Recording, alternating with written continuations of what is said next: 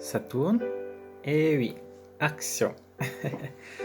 Bien, bonsoir, bonjour ou bonsoir à chacun de nous, à tous, selon l'heure où vous allez suivre cette vidéo. Euh, alors, Jésus est-il né un 25 décembre? Aujourd'hui, c'est une question polémique, mais en fait, il n'y a pas de polémique du point de vue de l'Église. C'est clair, la définition de l'Église est claire, Jésus est bien né un 25 décembre. C'est ce que je vais essayer de vous démontrer ici. C'est une polémique parce que les gens qui ne sont pas bien formés affirment le contraire et font comme s'ils avaient des preuves du contraire. Et le but justement aujourd'hui, c'est de leur apporter une réponse. Alors, je n'ai pas pour habitude de répondre à ceux qui se donnent des prétextes pour ne pas accueillir la foi chrétienne, la foi catholique en l'occurrence. Mais l'année 2020 a été tellement marquée par la pandémie de Covid-19 que même à Noël, on ne parlait pas de cadeaux comme d'habitude, on ne parlait pas non plus beaucoup plus de Jésus que d'habitude, mais on parlait de Covid alors que c'est censé être l'anniversaire de la naissance de Jésus. Quand je dis on parlait, c'est les autres, hein, pas moi. Donc, c'est entre autres pour cela, quoi, parce que j'ai vu comment la tendance était différente en 2020. C'est une des raisons pour lesquelles j'ai bien voulu revenir sur la question de ceux qui refusent d'être chrétiens en prétextant que rien ne montre que Jésus soit né le 25 décembre. D'autres personnes sont même chrétiennes, mais refusent d'être catholiques en prétextant qu'il n'y a pas, que non seulement il n'y a pas la date de naissance de Jésus dans la Bible, mais que Jésus n'a pas demandé qu'on fête son anniversaire. Et donc, c'est pour cela que certaines personnes se comportent en adversaires de l'Église et de la foi et autres. Alors, ce sont des prétextes, mais ces prétextes-là ne datent pas d'aujourd'hui, car dès les premiers siècles, des gens avaient les mêmes prétextes et l'Église a très clairement répondu à l'époque. Donc, comme dit Coëlère ou Ecclésiaste, chapitre 1, verset 9, il n'y a rien de nouveau sous le soleil. Donc, les prétextes qu'on a aujourd'hui, c'est les mêmes qu'on avait il y a de cela très longtemps. Et qui avait ces prétextes? C'était les païens. Donc, c'est un peu comme si ceux qui ont des prétextes ou de mauvaises versions aujourd'hui par rapport à la naissance de Jésus, c'est un peu comme s'ils étaient les païens de l'époque. Ils s'identifiaient un peu aux païens de l'époque. Donc, c'est pour cela que je vais essayer de répondre. Mais ce n'est pas moi qui réponds, je rappelle la réponse de l'Église. Et, mais avant de répondre, je voudrais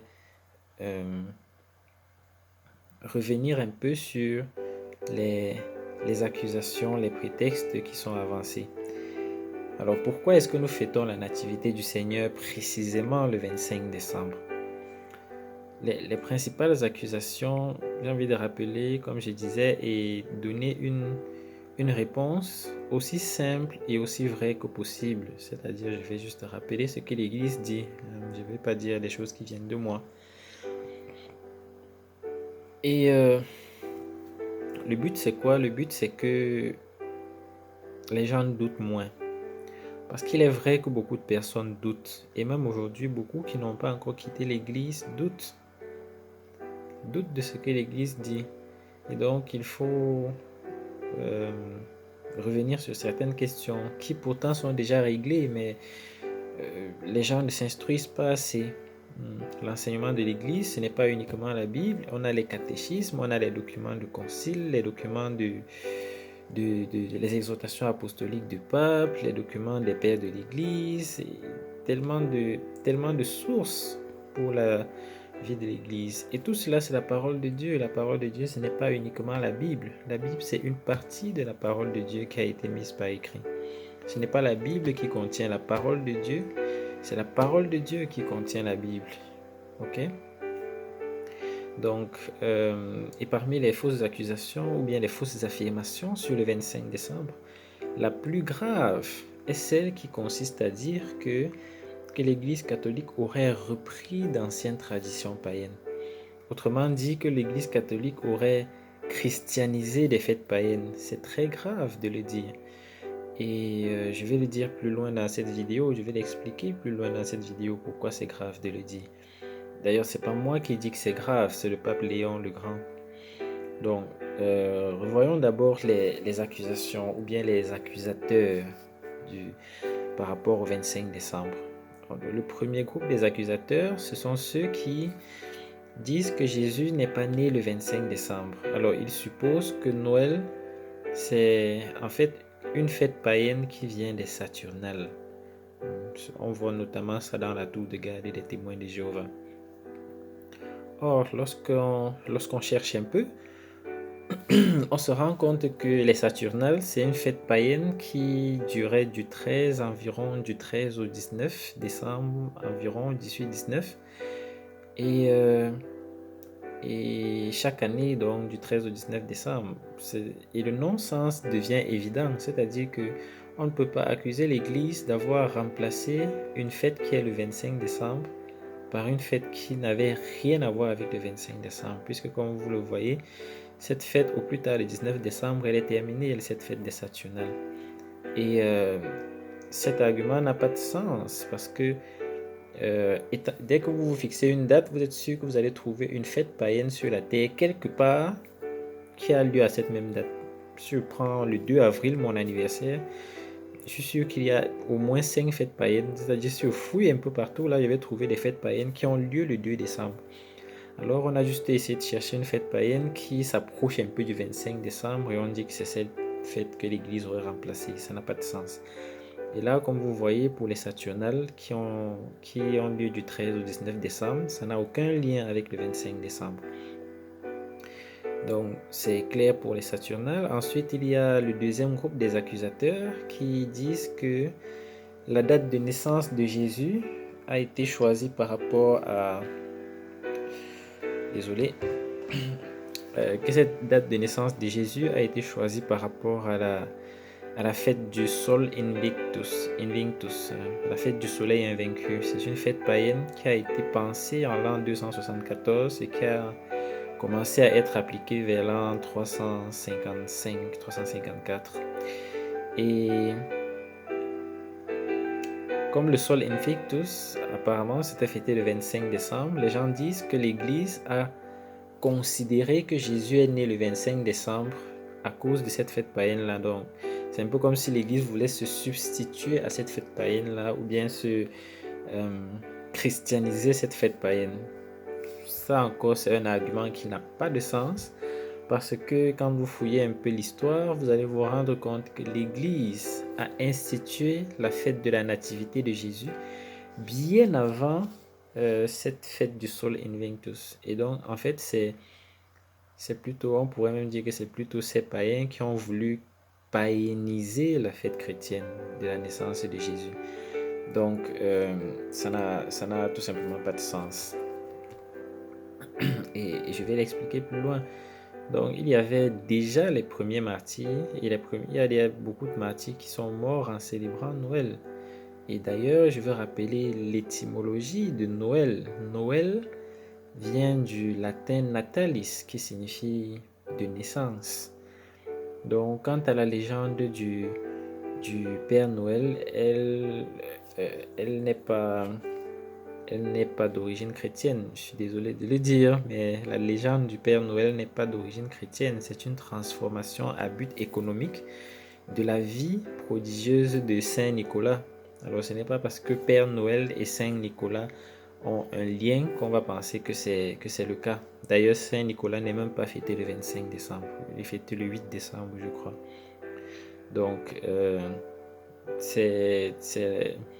et d'ailleurs, le costume du Père Noël a, selon plein de sources, je crois, a été inventé par la société américaine Coca-Cola. Donc, la légende, toutes les légendes autour du Père Noël et le lien qu'on veut faire avec Saint Nicolas ne sont pas... on ne peut pas l'enseigner dans un magistère de l'église ou dans un catéchisme. C'est pas possible. C'est des légendes. On passe dessus. Et donc, ensuite, il y a un troisième groupe d'accusateurs Selon ceux-ci, d'après eux, Jésus ne pourrait pas être né le 25 décembre parce que le 25 décembre c'est en hiver et d'après eux, euh, les bergers ne peuvent pas garder leur troupeau pendant l'hiver, ne peuvent pas sortir leur troupeau pendant l'hiver et en plus la nuit. Parce qu'on nous dit dans Luc chapitre 2 verset 8 que au moment où Jésus est né, il y avait des bergers qui gardaient leur troupeau pendant la nuit. Et cet argument est très repris. Cet argument est très repris par les chaînes de télévision, par les documentaires, beaucoup de sites internet, beaucoup de personnes interviewées le disent. Et ils le disent avec tellement d'assurance que Jésus ne peut pas être né en hiver parce qu'on ne peut pas garder les troupeaux en hiver. Et là, on se demande comment est-ce que les bergers font en hiver.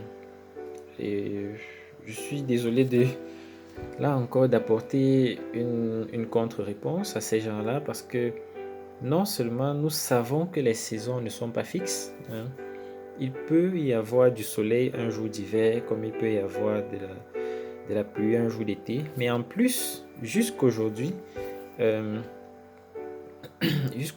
les bergers en Palestine continuent à garder le troupeau, à sortir le troupeau en plein mois de décembre.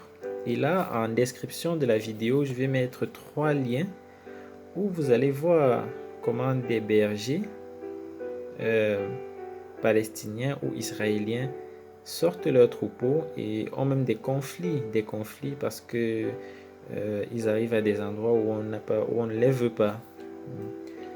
Il y a un article du journal du blog qu'on appelle Info Palestine, un autre du célèbre journal The Guardian et un autre du célèbre journal de Telegraph. Donc voilà 3 liens que je vais mettre en description de la vidéo et où vous allez voir que jusqu'aujourd'hui d'ailleurs, en plein mois de décembre, en plein mois de janvier, des bergers sortent leurs troupeaux de nuit. Donc c'est un argument, une fois de plus, qui ne tient pas la route. Ces articles seuls montrent que on peut, et on le fait d'ailleurs, sortir son troupeau en plein hiver. Si on ne sort pas son troupeau en hiver, qu'est-ce qu'on fait donc? On laisse le troupeau là pendant plusieurs mois pour les sortir en été, ça n'a pas de sens. Donc en plus, la référence de Luc 2 chapitre 8 précise que les bergers se relayaient pendant la nuit. On voit comment il y avait une organisation pour faire face aux difficultés de l'hiver. On peut bien comprendre que chaque berger gardait un certain temps et allait, puis peut-être dans une cabane quelque part, je ne sais pas, et puis un autre le remplace. Et puis certainement, il devait avoir des feux de bois pour je sais pas moi, pour chauffer les moutons. Bref, ils doivent avoir mis en place un système pour pouvoir garder leur troupeau en hiver. Donc, l'argument selon lequel c'est l'hiver, ça ne tient pas la route. Et par ailleurs même, la Palestine, Israël à l'époque, aujourd'hui la Palestine est réputée pour avoir un hiver assez doux. C'est-à-dire que, et c'est facilement vérifiable ça encore sur Internet, les hivers sont généralement assez doux en Palestine. Les températures oscillent autour de 10 degrés de novembre à janvier. C'est-à-dire que c'est rarement très bas. Et par exemple, aujourd'hui, je suis le 20... Nous sommes aujourd'hui le 20 janvier 2021. Et j'ai regardé là sur Internet, les températures aujourd'hui en Palestine ont varié entre 2 degrés et 9 degrés. Donc aujourd'hui était un jour extraordinairement froid. C'est très rare qu'en Palestine il fasse si froid. Et c'est un peu général, même en Europe où je suis. Cette année, il fait un peu plus froid que les précédentes années. Mais la Palestine, c'est un pays où généralement les hivers sont doux. Donc, comme je disais, les températures aussi autour de 10 degrés. Les températures sont très rarement négatives en Palestine, peut-être la nuit. Donc, et puis, comme je dis, il suffit que les bergers s'organisent, se relayent, comme dit Luc chapitre 2 verset 8, et puis ils peuvent très bien s'en sortir. Et d'ailleurs, jusqu'aujourd'hui, ça se fait. Les bergers sortent encore leur troupeau. Et je ne vois pas pourquoi, il y a de cela 2000 ans, ils ne le feraient pas. Donc, cet argument ne tient tout simplement pas la route. Alors, jusqu'à maintenant, j'ai juste rappelé les principales accusations et les prétextes que les gens utilisent par rapport au 25 décembre. Et j'ai aussi montré pourquoi ces accusations sont non fondées. Et d'ailleurs, soyons un peu sérieux, non, soyons un petit peu sérieux. Les gens qui font les accusations, est-ce que les bergers doivent sortir leur troupeau seulement pendant le printemps? Ça n'a pas de sens. Le troupeau doit vivre aussi pendant toute l'année. Et ceux qui disent que Noël n'est pas biblique, c'est pour cela qu'ils n'y croient pas. Mais pourtant, leur téléphone n'est pas biblique. Le mot téléphone n'est pas biblique, mais ils croient bien au téléphone. C'est-à-dire que si on devait croire que ce qui est biblique, ils devraient jeter leur téléphone, leur voiture et se déplacer en chameau. C'est comme cela que dans la Bible, on se déplaçait, non, en chameau ou en cheval ou en âne, je ne sais pas moi. Donc, maintenant, j'ai envie de vous rappeler la réponse claire et simple de l'Église. Mais en résumé, sachez de façon claire et sans doute que le 25 décembre est biblique, mais indirectement. C'est-à-dire que le 25 décembre peut être démontré à travers une compréhension des Saintes Écritures. Je parle bien de compréhension de la Bible, pas d'interprétation. Comprendre les chiffres, c'est-à-dire savoir compter les mois, les années, savoir additionner. Par exemple, additionner 9 mois. Quand je parle d'additionner 9 mois, vous comprenez ce que je veux dire. Quand une femme tombe enceinte, par exemple. Donc, Dieu nous a donné tellement d'indices bibliques pour montrer que Jésus est bien né un 25 décembre. Mais je me demande pourquoi les accusateurs ne le voient pas. Est-ce qu'ils font exprès? Je ne sais pas. Alors, nous allons aller étape par étape. Première étape, nous allons lire quelques références. Les gens disent qu'ils veulent que ce soit biblique. Alors, nous allons lire quelques passages bibliques. Donc, première étape, nous allons lire Luc, chapitre 1, verset 28.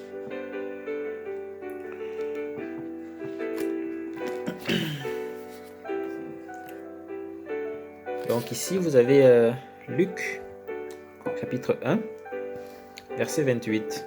Je vous lis. C'est l'Annonciation.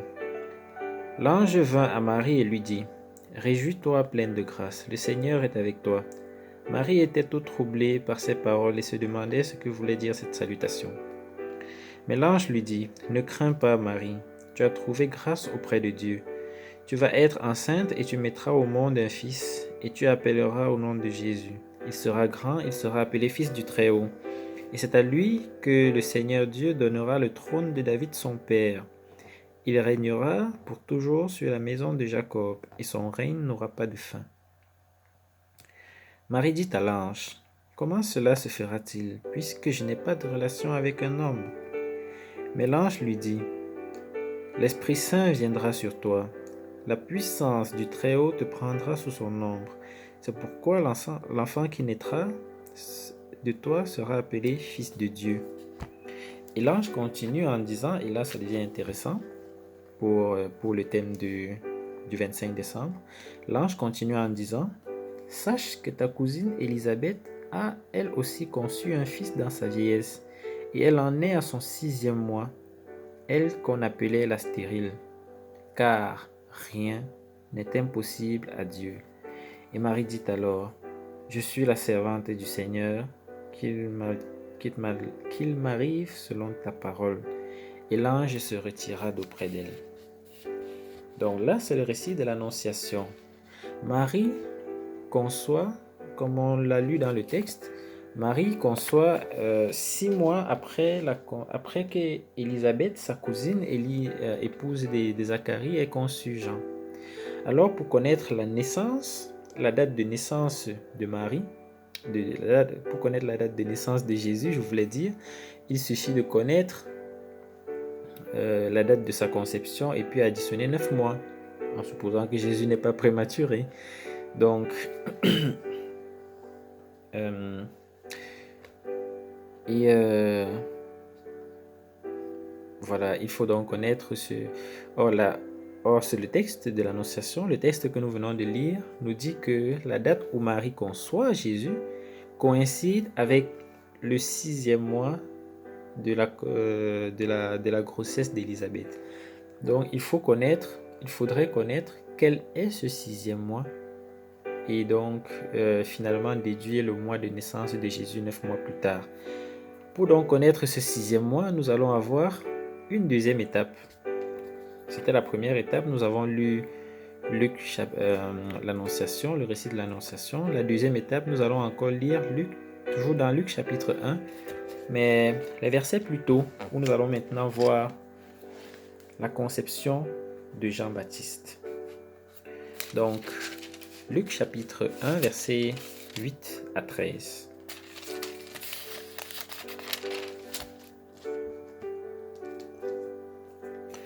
Luc chapitre 1, versets 8 à 13. Je lis. Or, pendant que Zacharie assurait avec son groupe le service de Dieu dans le temple, selon la règle établie pour les prêtres, ça c'est un indice important, nous allons voir quelle est cette règle. Donc, or, pendant que Zacharie assurait avec son groupe le service de Dieu dans le temple, selon la règle établie pour les prêtres, il fut désigné par le sort pour entrer dans le sanctuaire et y faire brûler l'encens. Pour faire le lien avec l'Ancien Testament, avec le livre du Lévitique, le lieu où on brûle l'encens était appelé le tabernacle des parfums. Il y a un tabernacle, il y a un sanctuaire, voilà, c'était appelé le sanctuaire des parfums. Il y a un sanctuaire des parfums et un sanctuaire des sacrifices. Il ne faut pas confondre. Donc, on nous dit que Zacharie était dans le sanctuaire de l'encens. Ça encore, c'est un indice important et nous allons voir pourquoi. Donc, il était dans le sanctuaire pour y faire brûler de l'encens. Verset 10. Et quand ce fut l'heure d'offrir l'encens, toute la foule était en prière sur le parvis.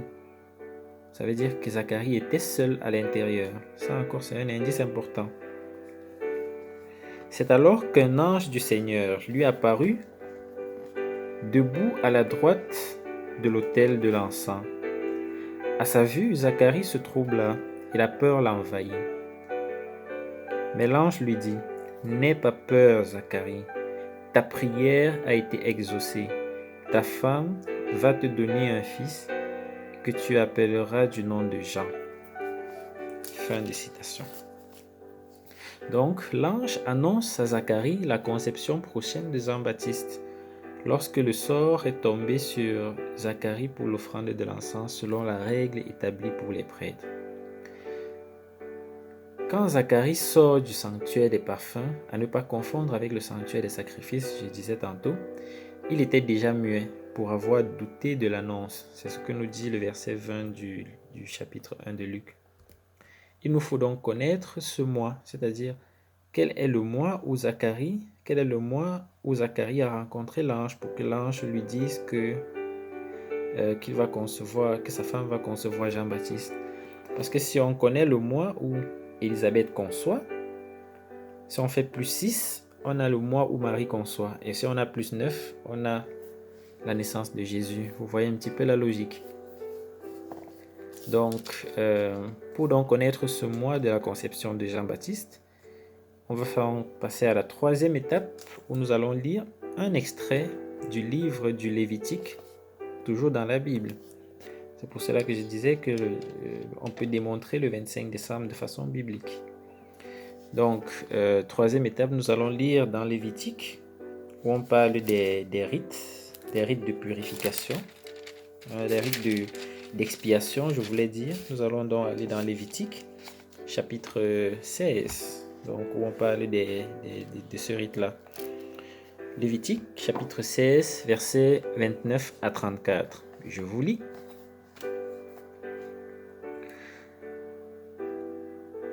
Ceci sera pour vous un rite perpétuel. Comprenez bien. Ceci sera pour vous un rite perpétuel. Le 10 du 7e mois, vous humilierez Vous vous humilierez et vous ne ferez aucun travail, ni vous, ni l'étranger qui habite au milieu de vous.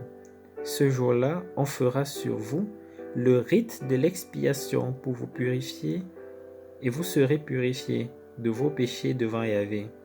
Ce sera pour vous un jour de repos, comme un sabbat. Vous vous humilierez, ce sera un rite perpétuel. L'expiation sera faite par le prêtre qui aura reçu l'onction. Vous comprenez ce que Zacharie faisait. L'expiation sera faite par le prêtre qui aura reçu l'onction et qui aura été consacré comme prêtre à la place de son père. Il devra revêtir les vêtements de lin, les vêtements sacrés. Il fera le rite de l'expiation pour le sanctuaire de sainteté, pour la tente du rendez-vous et pour l'autel, pour les prêtres et pour toute la communauté du peuple. Ce sera pour vous un rite perpétuel. Vous ferez ainsi une fois par an le rite de l'expiation pour tous les péchés des Israélites. Le rite donc que Zacharie, que nous avons vu dans Luc chapitre 1, était en train de faire, c'était le rite d'expiation. Donc ce passage de Lévitique que nous venons d'apprendre, de lire, nous apprend qu'un seul prêtre devait entrer dans le sanctuaire pour l'offrande de l'encens. Le rite d'expiation, c'est l'offrande de l'encens, comme c'est expliqué dans d'autres passages. Pour faire le rite de l'expiation, c'est-à-dire le prêtre offre l'encens en priant pour tout le peuple, pour tous les prêtres et ainsi de suite. Et donc, on nous dit donc que ce rite de l'expiation devait avoir lieu une seule fois par an. Donc, il est impossible de confondre. Et on nous donne une précision sur le jour exact où ce rite devait se tenir. On nous dit que ce rite devait se tenir le 10e jour du 7e mois. Or, le 10e jour du 7e mois dans le calendrier hébraïque, ça correspond à peu près au mois d'octobre, c'est-à-dire au chevauchement entre le mois de septembre et le mois d'octobre. Et quand on regarde bien, le 10e jour de ce 7e mois du calendrier hébraïque correspond à peu près vers la fin du mois de septembre du calendrier grégorien dans lequel nous sommes. Et au verset 2 du même chapitre, Moïse insiste pour dire qu'on n'y entre pas n'importe comment, sinon on meurt. Donc c'était vraiment une seule fois là. Et une petite parenthèse, jusqu'aujourd'hui, il y a une fête juive qu'on appelle Yom Kippour, la fête du Yom Kippour, pour célébrer ce jour. Donc jusqu'aujourd'hui, les Juifs célèbrent ce jour où le prêtre offre l'encens pour l'expiation des péchés une fois par an. Et c'est généralement fin septembre, encore jusqu'aujourd'hui. Donc là, on a déjà que la conception de Jean-Baptiste a lieu, puisque quand Zacharie revient du temple avec la nouvelle que sa femme va concevoir, il faut encore qu'il aille faire l'enfant avec sa femme. On est d'accord, non? Donc, on peut donc considérer que la naissance de Jean-Baptiste a lieu en fin septembre, puisqu'on nous dit que c'est après être sorti du sanctuaire que Zacharie va faire l'enfant avec sa femme Zacharie. C'est ce qu'on nous dit en Luc chapitre 1 verset 24. Donc peut-être même que Zacharie ne touchait même plus sa femme puisqu'elle était déjà vieille.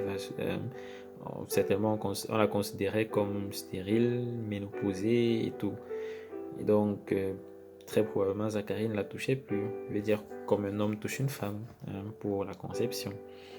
Et donc, quand Zacharie reçoit la nouvelle de l'ange, même s'il doutait, il a certainement obéi, puisqu'on nous dit que c'est après être sorti qu'il va retrouver sa femme, Luc chapitre 1 verset 24, pour qu'elle tombe enceinte.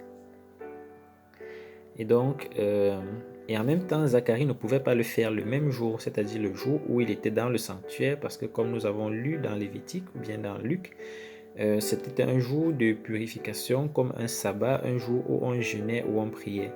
Donc, Zacharie a dû forcément attendre le lendemain ou 2 ou 3 jours après avant d'aller vers sa femme. Et donc, c'est ce qu'on voit dans Lévitique chapitre 16, verset 31. Il ne pouvait pas le faire le même jour, probablement 1 ou 2 jours, 3 jours après. Donc, on peut compter. Maintenant, ça veut dire qu'on peut donc compter Si on compte 6 mois à partir de fin septembre, on tombe à la conception de Jésus qui est en fin mars. Et si à partir de la conception de Jésus fin mars, on compte 9 mois, on a effectivement la naissance de Jésus en fin décembre. On commence un petit peu à comprendre. Donc voilà, chers amis, pourquoi nous fêtons la nativité de Jésus en fin décembre. Cela n'a rien à voir avec la fête du soleil ou avec une quelconque fête païenne. La réalité est que l'incarnation du Verbe de Dieu a donné un grand coup au diable. Et ce dernier essaye par tous les moyens de nous faire négliger le mystère de l'incarnation de Dieu. Et ces gens qui rabaissent sans raison valable ce qui est digne de toute admiration sont encore les mêmes qui célèbrent des fêtes qui ne méritent en fait que du mépris. Regardez tous ces carnavals aujourd'hui. Certains carnavals ont des films même nus. Regardez la fête de la bière, regardez Halloween, regardez toutes ces fêtes mondaines auxquelles les gens se prêtent. Mais la fête de la nativité de Jésus qui mérite toute notre admiration, l'incarnation du Verbe de Dieu, c'est cette fête-là qu'on veut dénigrer. Il y a la main du diable derrière cette histoire.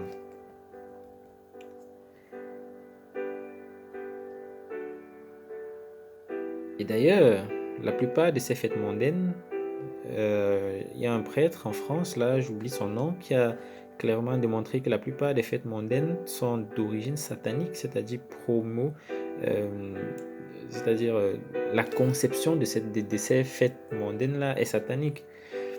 Donc, dans la démonstration précédente que je viens de faire avec Luc et Lévitique, j'ai juste pris quelques références pour ne pas être long, parce que je peux être beaucoup plus précis que ça.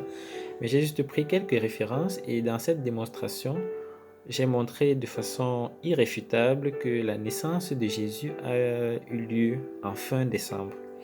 Si je veux aller beaucoup plus loin, être beaucoup plus fin, je peux arriver à tomber exactement sur la date du 25 décembre. Mais alors maintenant, nous allons essayer de voir pourquoi précisément le 25 décembre. Cela a aussi une raison biblique.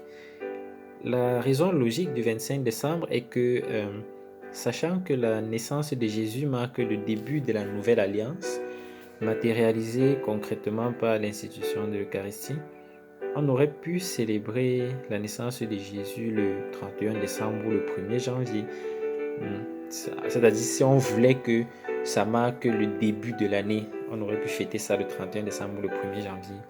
Mais cependant, selon la loi de Moïse, que l'Église a aussi considérée, l'Église naissante, je vais dire, la circoncision qui a lieu le 8e jour lorsqu'un enfant naît, si on voit par exemple dans Luc 2, 21 ou alors dans Actes chapitre 7, verset 8, c'est la circoncision de l'enfant premier-né mâle qui marque l'entrée de cet enfant dans la communauté.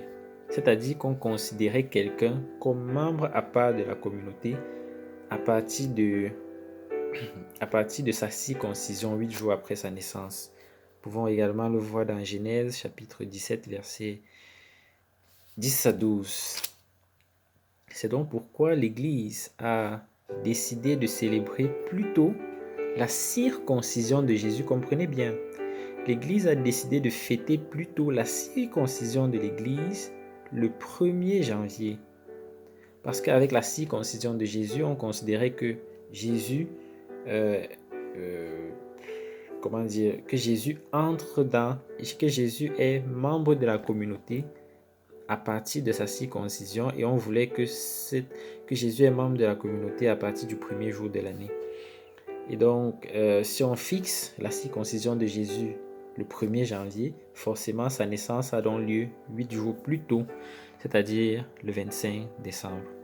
C'est une des raisons pour lesquelles on a choisi le 25 décembre afin que la fête de la circoncision tombe le 1er janvier.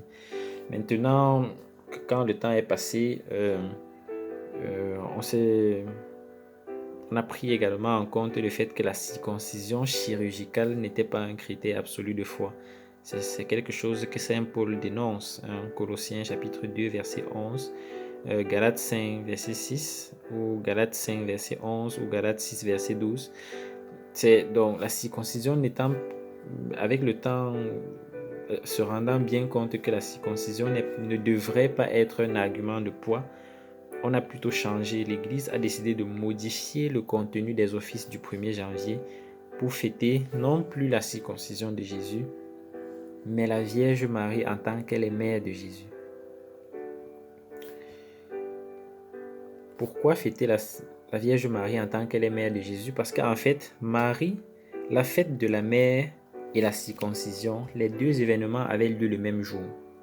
C'est-à-dire que quand une femme accouchait, elle était impure pendant 7 jours. Quand une femme accouchait un garçon, un mâle, d'après la loi de Moïse, quand une femme accouchait, elle était impure pendant 7 jours.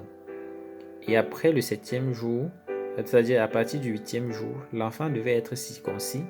Et à partir de ce jour, la femme n'est plus en état d'impureté, mais elle doit encore se purifier 33 jours plus tard.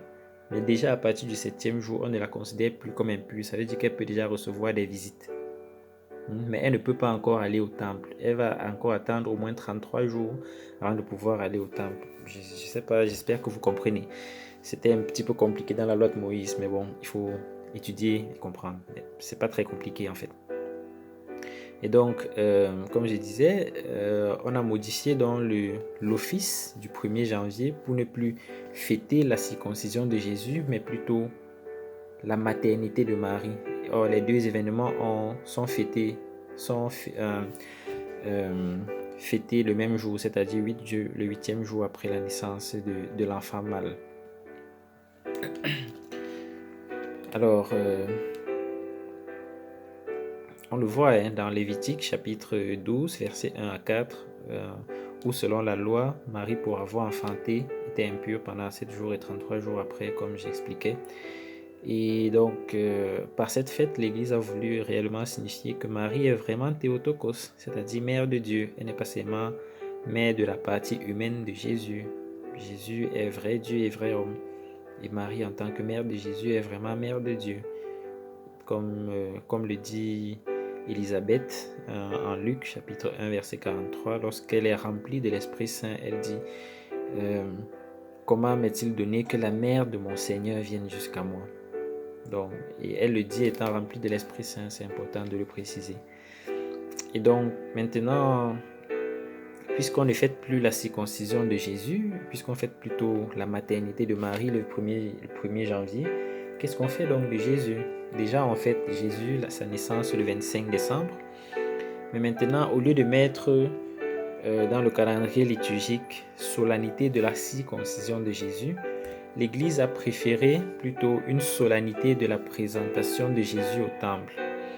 Et donc, d'après le passage de Lévitique, chapitre 12, que je disais tout à l'heure, versets 6 à 8, en fait, tout le début de Lévitique, chapitre 12, jusqu'au verset 8, on nous parle d'un rite de purification de la mère 40 jours après la naissance, ou alors 33 jours après la circoncision de l'enfant.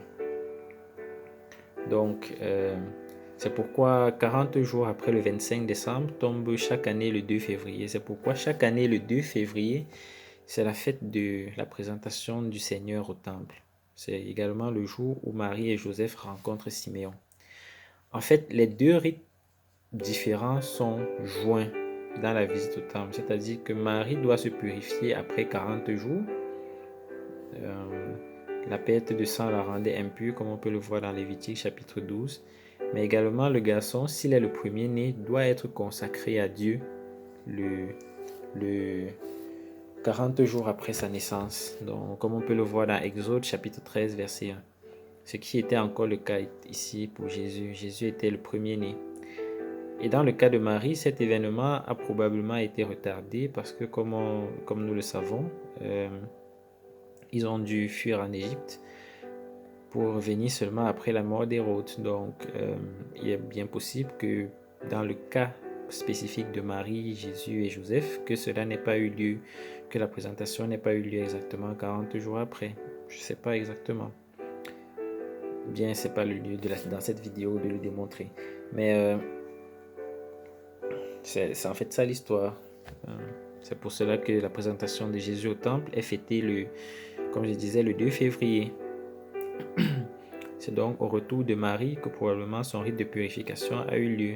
Et aussi que l'enfant Jésus, étant premier-né, a été consacré à Dieu et qu'ils ont rencontré le vieillard Siméon qui a fait ses prophéties. Ça, c'était une des raisons du 25 décembre par rapport à la circoncision, la présentation de Marie, le 1er janvier, la fête de Marie, Mère de Dieu.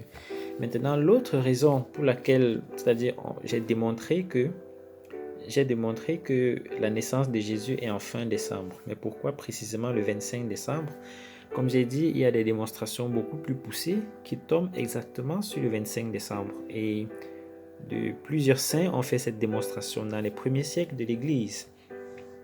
On a par exemple Saint Hippolyte de Rome qui en l'an 235 a exactement démontré le 25 décembre, toujours à partir des références bibliques. On a Saint Sixte Jules l'Africain en l'an 240 qui a également fait la même démonstration. On a Saint Augustin qui a pris un autre chemin en l'an 430 dans son livre, je vous donne la référence, vous pouvez lire le livre de Saint Augustin sur la Trinité. Dans son 4e livre au chapitre 5, il expose sa démonstration où il arrive sur le 25 décembre, mais sa démonstration est un peu plus...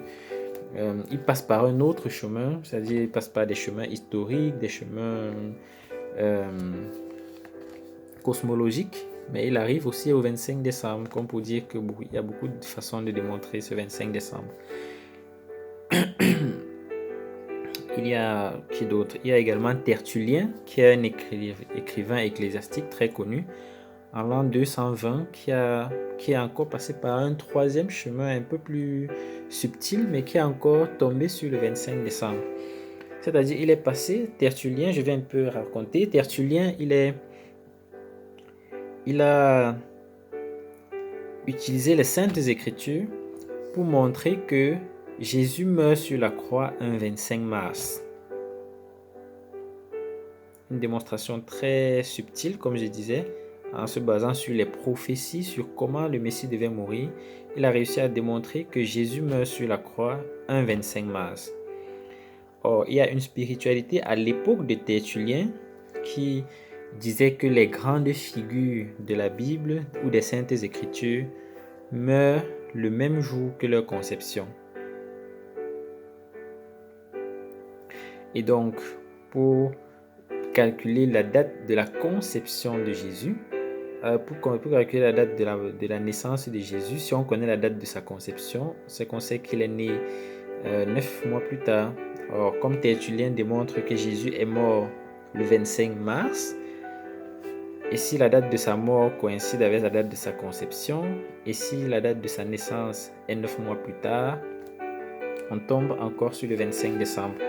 Donc, c'est une spiritualité de l'époque qui était très en vogue, mais qui là encore converge sur le 25 décembre. On a également la démonstration de Saint Jean Chrysostome qui se base sur la Bible, uniquement sur les Saintes Écritures. À l'an 407, Saint Jean Chrysostome qui tombe également sur le 25 décembre. On a, mais par contre, parmi les saints, il y en a un qui a fait une erreur qui a été reconnue plus tard. C'est Saint Épiphane de Salamine qui, en l'an 403, a, dans sa démonstration, trouvé que Jésus est né le 6 janvier. Et c'est par rapport à cette démonstration que les orthodoxes fêtent leur Noël le 6 janvier, si je ne me trompe pas. Mais plus tard, on a bien démontré que Saint Épiphane avait fait une erreur dans ses calculs. Mais bon, jusqu'aujourd'hui, les orthodoxes fêtent leur Noël le 6 janvier, ou bien une partie des églises orthodoxes, peut-être pas toutes. Mais c'est quand même important de voir que la date où on fête la naissance de Jésus s'appuie sur une démonstration théologique. Ce n'est pas pour remplacer une fête païenne ou bien pour autre chose. Même cette erreur qui a conduit les orthodoxes à fêter à une mauvaise date était basée sur la Bible, donc ce n'était pas une volonté de christianiser les fêtes païennes. Maintenant qu'on a démontré que la naissance de Jésus c'est vraiment le 25 décembre, il y a des conséquences logiques et on peut encore voir ces conséquences dans le calendrier liturgique. C'est-à-dire qu'aucune date, aucune fête liturgique, la date de toutes les fêtes liturgiques, aucune n'a été choisie par hasard ou par fantaisie. Donc, quelques conséquences logiques. Si donc le 25 décembre, qui est la nativité de Jésus, ça veut dire que l'annonciation est 9 mois plus tôt. Donc, le 25 décembre, et c'est ce qu'on fait chaque année. Le 25 mars, chaque année, nous fêtons l'annonciation. Ça veut dire que la naissance de Jean-Baptiste a lieu 6 mois plus tôt. C'est pour cela que le 25 juin de chaque année, nous fêtons la naissance de Jean-Baptiste. Jean-Baptiste est né le 25 juin, etc. Donc, c'est ainsi que ces événements font partie du calendrier liturgique de l'Église chaque année, y compris la fête de la présentation de Jésus au temple le 2 février. Donc, comme je disais, aucun événement fixe du calendrier liturgique n'est là par hasard ou par fantaisie. Et la plupart de ces événements est justifiable quand on sait comprendre les chiffres de la Bible. C'est important à savoir. C'est important de le savoir. Maintenant, avant de terminer, je voudrais m'adresser à ceux qui sont suffisamment discernés, se mettre à relayer la pensée selon laquelle la fête de Noël serait une fête païenne qui a été christianisée. Comme j'ai dit, le pape Léon le Grand s'est particulièrement insurgé contre ces gens-là. Et ces gens-là, malheureusement, certains sont même fiers de le dire. C'est-à-dire, ils considèrent que c'est une victoire du christianisme si jamais la fête de Noël a christianisé les fêtes païennes. Ils voient en cela une victoire du christianisme. Or, en le disant, ils font une erreur grave. Une erreur grave qui n'est pas loin de l'hérésie. Je m'explique. Premièrement, c'est grave parce que si Noël se substitue à une fête païenne, alors Noël n'est pas d'origine païenne. Il faut qu'on soit clair. Si Noël vient se substituer à une fête païenne, alors elle n'est pas d'origine païenne. Donc, Noël ne peut pas se substituer à une fête païenne. Non, non et non. Noël n'est pas une fête païenne christianisée. D'abord, premièrement, le mot Noël lui-même. Et ça encore, c'est important de le préciser. Le mot Noël vient du latin natalis, qui signifie littéralement de naissance. Donc en fait, Noël, c'est un mot qui doit être utilisé en élision. Là, c'est un petit cours de français. Normalement, on doit dire Noël de Jésus, c'est-à-dire naissance de Jésus. C'est un mot qui doit être utilisé en élision, l'élision. Donc, la vraie prononciation de Noël, la vraie signification de Noël, c'est donc Natalis Dies, ou qu'on appellerait jour de naissance, Natalis Dies Jésus, jour de naissance de Jésus. Donc, et il n'y a rien de plus à conjecturer sur Noël. Je le dis parce que quand vous allez sur Internet, vous allez voir des définitions du mot Noël en anglais, en espagnol, en portugais. C'est-à-dire, on prend Noël comme si c'était un sigle et on essaye de montrer comment N veut dire quelque chose, O veut dire quelque chose, E veut dire quelque chose, L veut dire quelque chose. Certains ont même dit que Elohim. On raconte des trucs bizarres là. Ça n'a pas de sens. Noël, c'est un mot, ce n'est pas un sigle. Et Noël signifie natalis, de naissance. Ça signifie la naissance de quelqu'un. Noël de Jésus. Noël de Talus, ça veut dire la naissance de Talus. Et donc quand on dit nous fêtons la nativité, quand on dit nous fêtons Noël, ça se traduit en français, nous fêtons la nativité. Et en l'occurrence, il s'agit de la nativité de Jésus, rien de plus, rien de moins. Il n'y a pas à conjecturer ou bien à dire que Noël, que N signifie ceci, L signifie ceci, ça n'a pas de sens. Si on veut voir comme ça, même mon nom, Talus, quelqu'un peut dire qu'en fait, Talus, T signifie ceci, A signifie ceci. Ça n'a pas de sens. Tout le monde peut s'amuser à ce jeu-là. Donc, et si on veut me voir de près, il est fort probable que ce soit les païens qui aient voulu païeniser, je ne sais pas si ça se dit, il est fort probable que ce soit les païens qui aient voulu païeniser la fête de Noël, car la source la plus ancienne que j'ai trouvée qui parle de la fête du soleil invaincu, c'est le chronographe. le chronographe de l'an 354. Ça s'appelle encore calendrier Philocalus, hein, de l'an 354, qui raconte comment cette fête du soleil invaincu se déroulait. Or, quand on regarde bien, la fête de Noël se déroulait bien longtemps à l'avance. Nous avons vu tous ces signes qui ont démontré que le 25 décembre est la naissance de Jésus et qui était dans les années 200-220. Donc, vous avez aussi ceux qui disent que l'empereur Constantin, ça c'est encore un autre argument de ces gens-là. C'est-à-dire, ils cherchent des arguments, c'est fatigant. Hein. Vous avez ceux qui disent que l'empereur Constantin, une fois qu'il s'est converti, puisqu'il était l'empereur, il a voulu christianiser toutes les fêtes païennes de l'époque. C'est ce qu'ils disent. Il aurait voulu christianiser toutes les fêtes païennes de l'époque. Or, d'une part, même s'il était empereur, l'empereur n'a pas le pouvoir pour définir une fête dans l'Église. C'est le pape qui a ce pouvoir. Et Constantin n'était pas pape, c'était un empereur. Le premier pape, c'est Pierre. Le deuxième, c'est Linus, qui était un disciple de l'apôtre Paul. Et il y a eu comme ça, là, aujourd'hui, jusqu'au pape François, qui est le 266e ou 267e, je pense bien.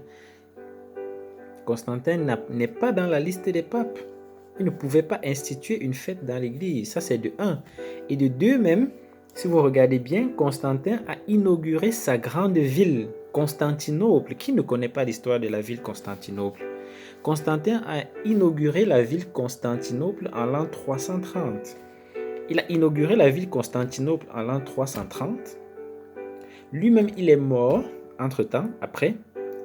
Or, la ville de Constantinople, qui était la grande ville de Constantin, dans la ville de Constantinople, on a commencé à fêter la fête de Noël en l'an 380, après la mort de Constantin.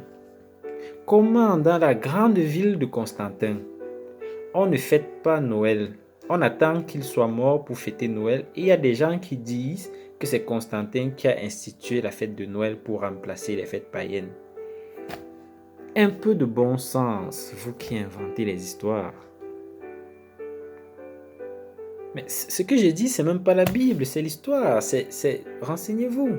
Constantin est mort avant qu'on ne commence à fêter la fête de Noël dans la grande ville qu'il a fondée et qu'il a inaugurée. Donc, l'argument avec Constantin, c'est un argument tout simplement bidon. Ça ne mérite même pas d'être appelé un argument parce que ça n'a pas de sens. Après, vous avez aussi des arguments